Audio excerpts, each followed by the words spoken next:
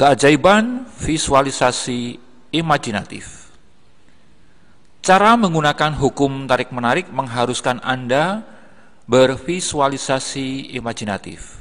Apakah imajinasi itu? Imajinasi adalah gambaran visual pikiran atau khayalan lah ya, yang ditanamkan ke dalam alam pikiran bawah sadar.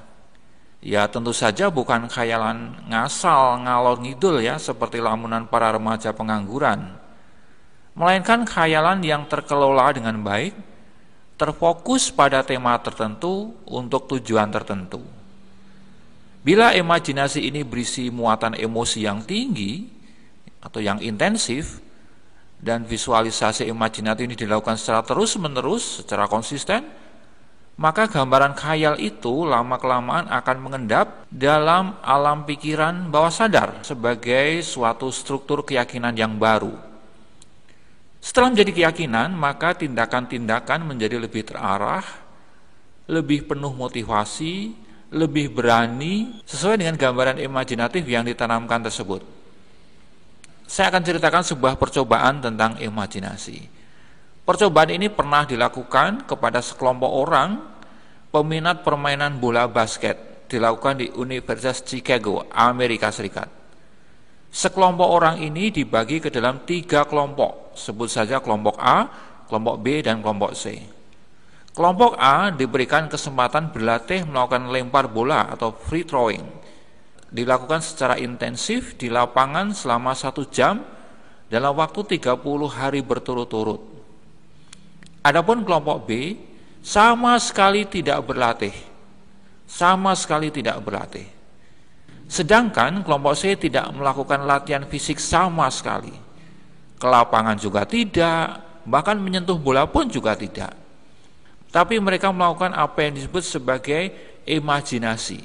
Jadi mereka berimajinasi, berkhayal sebagai kelompok yang selalu sukses dalam permainan free throw ini. Pada waktunya setelah 30 hari, dilaksanakanlah pengujian hasil dari percobaan ini.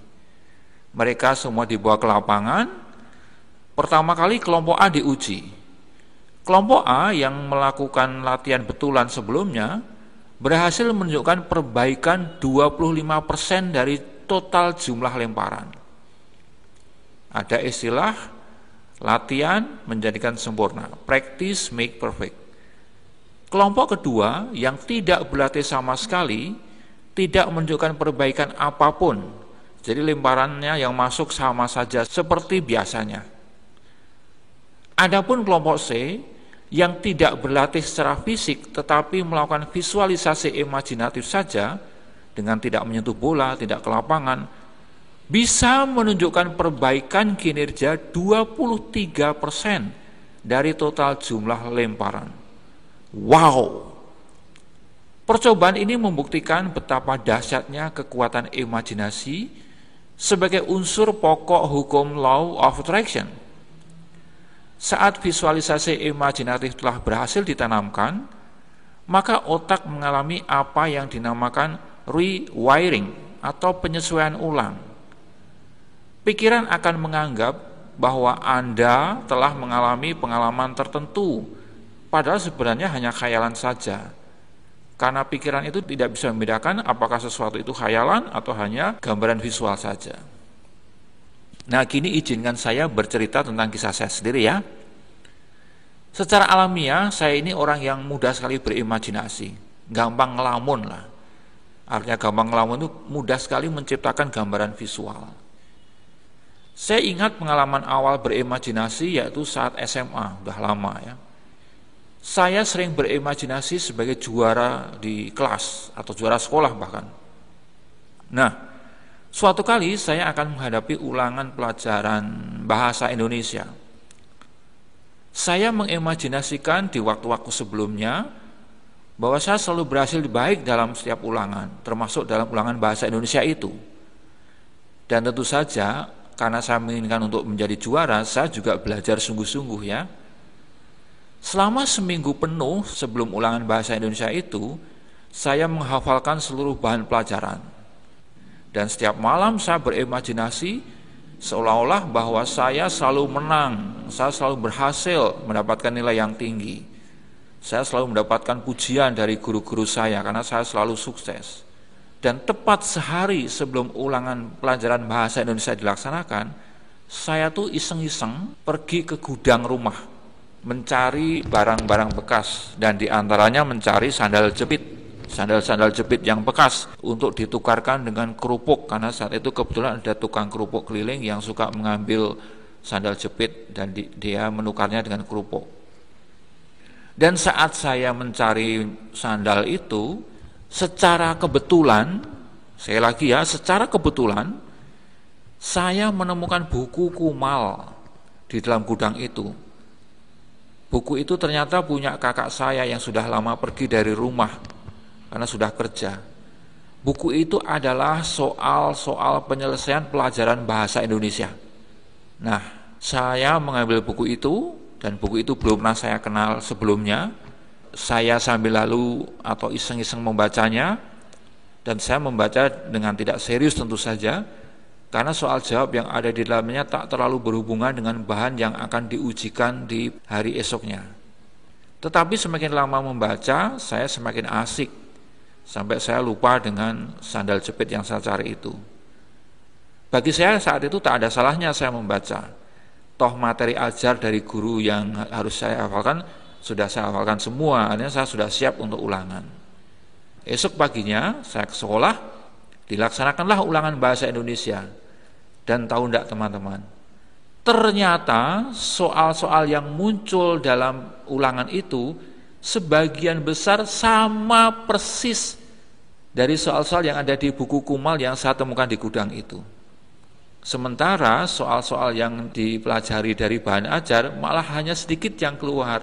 Jadi akibatnya seluruh siswa di kelas saya nilainya secara umum jadi buruk ya, kecuali saya istimewa sekali. Teman-teman siswa pada mengomel karena soal yang muncul di ulangan kok berbeda dengan bahan ajar yang sudah dipelajari. Dan mereka lalu heran dan curiga kepada saya, mengapa nilai saya bisa tinggi? Jangan-jangan saya ada main dengan Bapak Guru Bahasa Indonesia, padahal tidak ya. Saya sih hanya geleng-geleng kepala saja sambil senyum-senyum. Dan saya mengatakan, ya semua terjadi karena rahmat Tuhan. Ya, saya sok religius saat itu. Dari kisah saya ini, teman-teman semua, membuktikan bahwa kekuatan imajinasi atau kekuatan visualisasi imajinatif bukan hanya meningkatkan semangat belajar saya, tetapi juga bisa menghadirkan keajaiban. Dalam hal ini, bagaimana saya bisa bertemu dengan buku Kumal di gudang itu sebuah keajaiban. Saya sungguh tidak sadar bahwa ada buku di dalam gudang itu, tidak tahu sama sekali.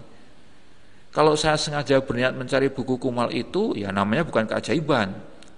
Yang saya cari kan sandal jepit yang butut ya. Tetapi buku itu seolah-olah ada di sana dan menarik saya agar saya datang padanya.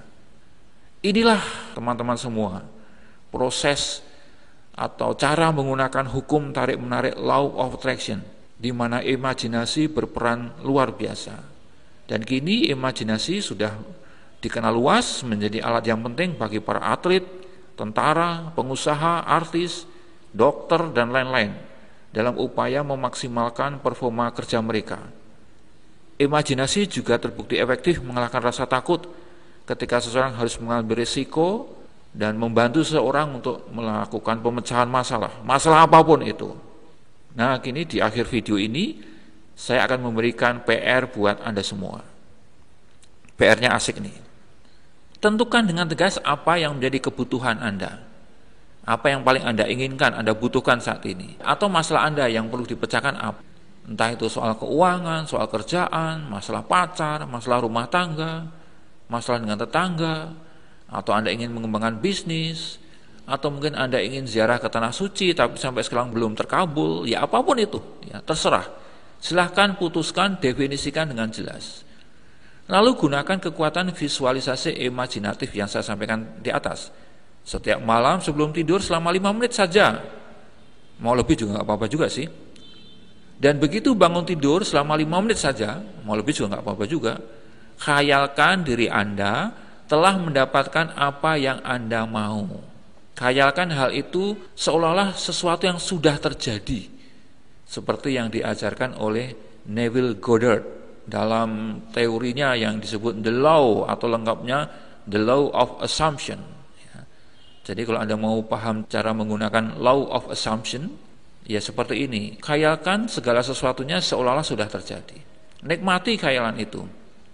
Lalu di siang harinya, lakukan semua upaya yang bisa Anda lakukan di saat itu untuk memenuhi kebutuhan Anda tersebut, atau untuk memecahkan masalah tersebut.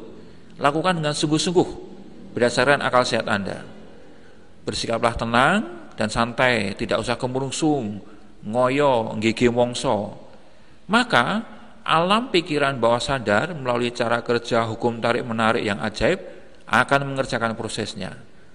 Anda mungkin akan menemukan ide brilian, atau bertemu orang yang bisa membantu Anda, atau menemukan buku secara tak sengaja di gudang seperti saya, atau yang lain, banyak sekali ya kemungkinan itu. Alam semesta yang berlimpah-limpah akan memberikan bantuan kepada Anda. Semiskin apapun Anda, ada berlimpah uang untuk Anda. Sesedih apapun Anda, ada berlimpah sukacita untuk Anda. Oke?